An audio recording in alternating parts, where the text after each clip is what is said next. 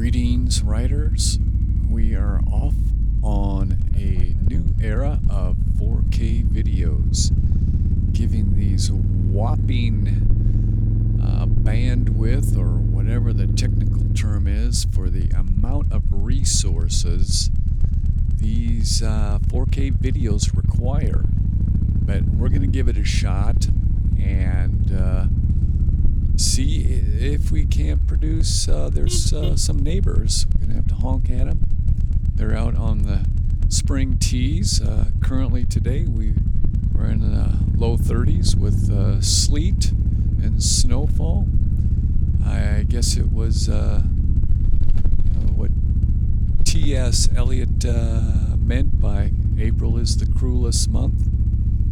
Well, perhaps not, but it seems like a cruel twist of nature when we get teased with comfortable weather and then have to endure the really typical weather. So, all things considered, this was a Saturday ride, maybe 2 days old, and things went well. We are on our way to pick up another motorcycle from Winter Storage, and that rider, my daughter, is on the back of the Judge right now. So we will be behaving ourselves. So anyways, we're going to hit the interstate and try to see if can maybe change some habits. We got two things going for us. Number one, precious cargo. Number two, a camera system that is recording GPS. We have the Innov K5 running at 4K 30 frames per second front camera, and that is the large screen. We have the rear camera running at 1080p 30 frames per second, and bitrate set at high on both those. So we'll see. One thing I learned from the first video was that things you do and say on camera are just not the best to share. And so if you're going to capture video, then you're going to have to behave yourself. Editing isn't always the solution. So I'll see if I can slow my roll down a tad, stay within hovering around the speed limit. And we can see here the video did speed up. We were running at roughly twice the speed. And so that would be virtually, this is a 30, 60 through this turn, something like that. So we'll continue that on until we get to our destination to pick up the motorcycle. We've been told it is ready to roll and it is roadworthy. We're going to find out that that is not the condition. They've kind of dropped the ball. It happens. Whoever did the inspection did catch the issue, but it looks like management maybe didn't follow up on it. And over the winter, the repair could have been made, but we just found out about it when we picked the bike up. And we see here we have Minneapolis police turning off, and all the law-abiding citizens clustered behind. Oh, there goes those law-abiding citizens. I wonder what could have changed. Well, anyways, I guess that they've decided to roll the dice now and sped away. And isn't that the truth? Like our environment tends to dictate our behavior, or our situation dictates our behavior. But it's the old question: did the environment cause the behavior, or behavior cause the environment? And it's a good question to answer, and it's a good question to consider the environment that you're in and how it affects you in terms of cues and your satisfaction with your own behavior, your own continence, comportment, whatever it would be. We can find ourselves in pickles internally, continually, and really not understand it until the point we're just so familiar with it that we can't even identify it. And sometimes it comes from maybe something our parents, a habit our parents had, or a way our parents behaved in situations, and we say, well, I will never be like that when I grow up. And boy, howdy, we're exactly like that. We're exactly like our dad or our mom or our uncle or grandfather, whatever it might be, and we can't figure it out. Can't figure out, why we get that way. And Apostle Paul talks about it in terms of the spirit wants to be one way, but the body, the flesh, is another way. And I'm thinking that's psychology as well. Our psychology is not the way we want it to be in a situation, and so we just settle back into a typical response to it, where we're frustrated and we know it, but we can't seem to get our way out of it. And it can go on for years and decades. But the start of it is identifying it and really bringing it to God and find out more about that.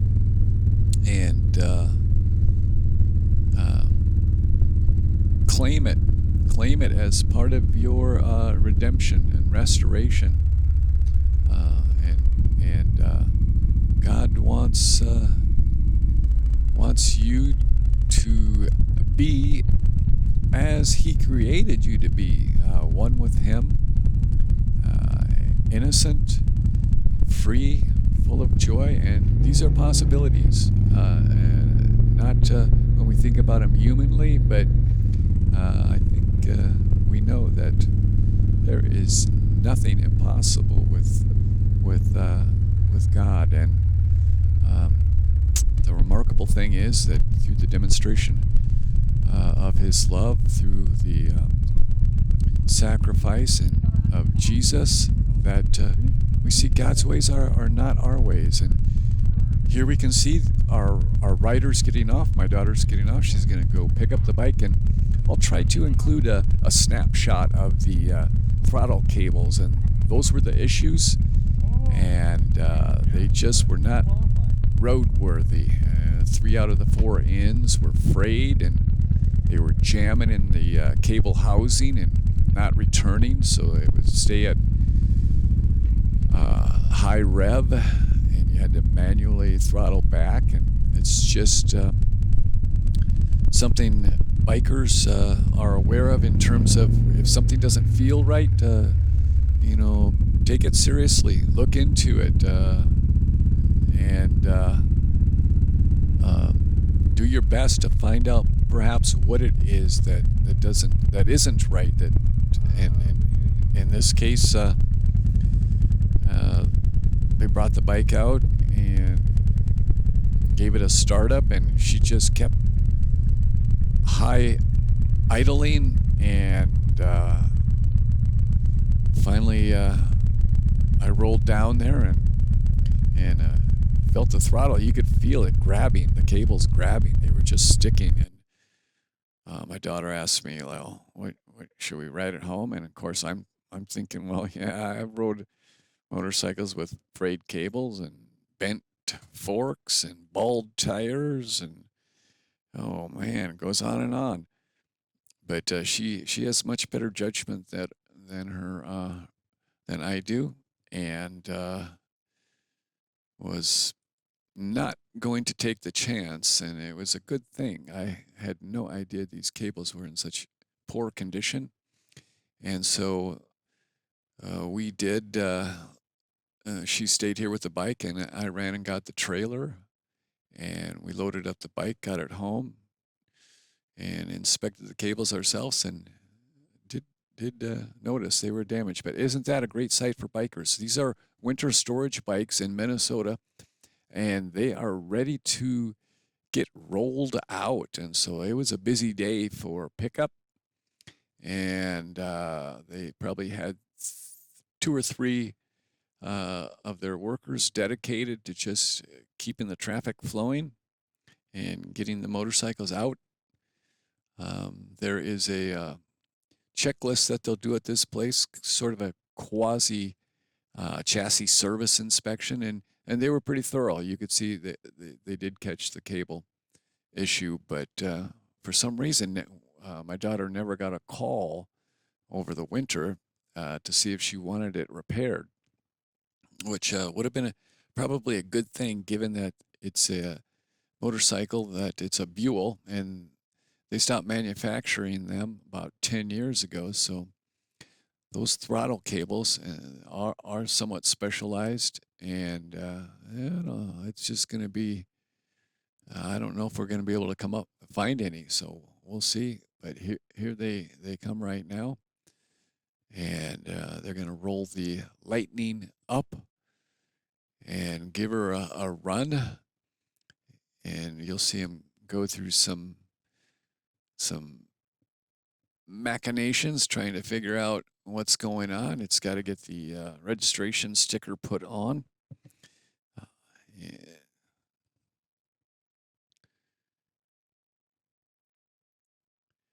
It didn't quite turn out like we had expected. She was really looking forward to getting on the bike and riding it home. Has not ridden that much since child number 2 came along, and so she looks forward to getting out and riding. Didn't happen this time, so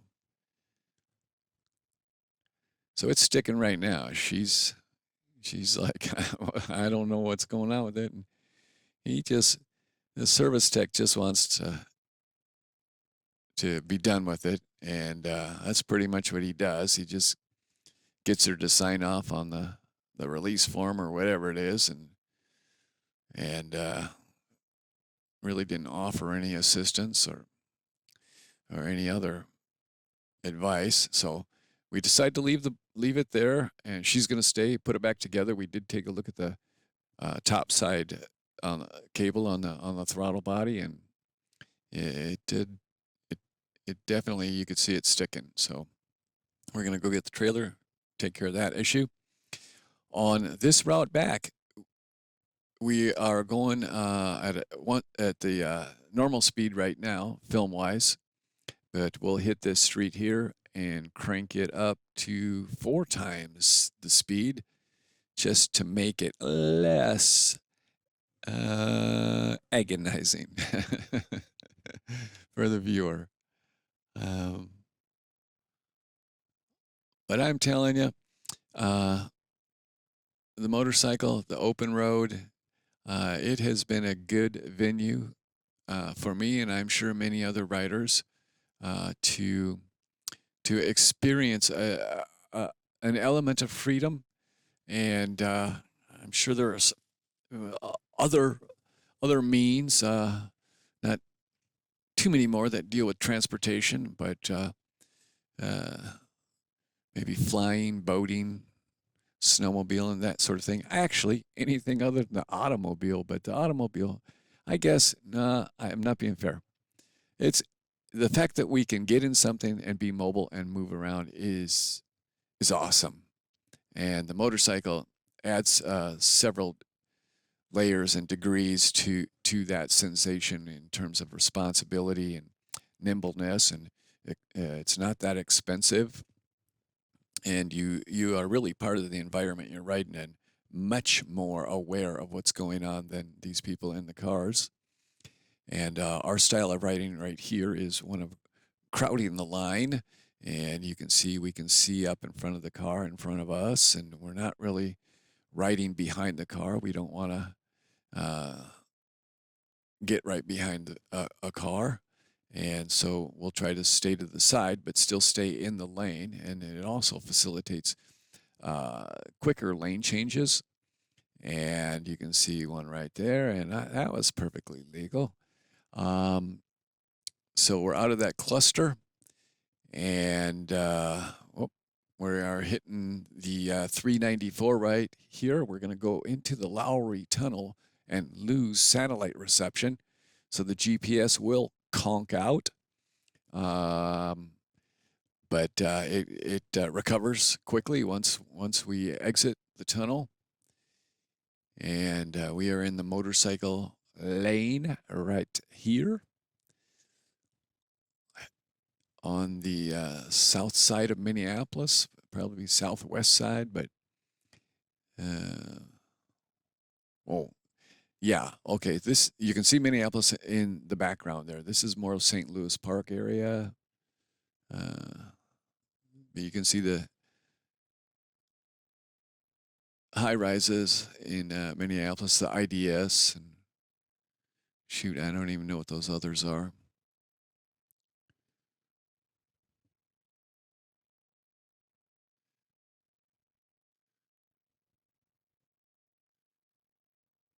Kenwood neighborhood is screen right.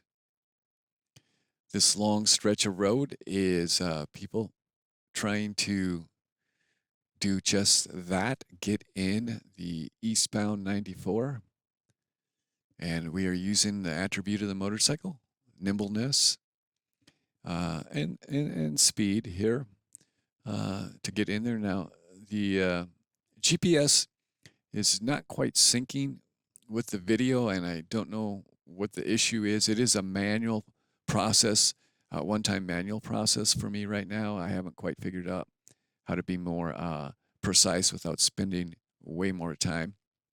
But towards the end of this video, I was not able to sync it up very well. So, and then I don't know if I captured enough of it, but anyway, something happened. But you get the gist of it. You can see where you're at, and we've already crossed the Mississippi, but the GPS has just crossed it. And there it is. Thanks for watching. Hope you have enjoyed the ride, and we'll continue on in the 4K vein, because it really adds a whole nother depth to the experience, these video experiences. So we are closing in on the garage and bringing this ride to a halt.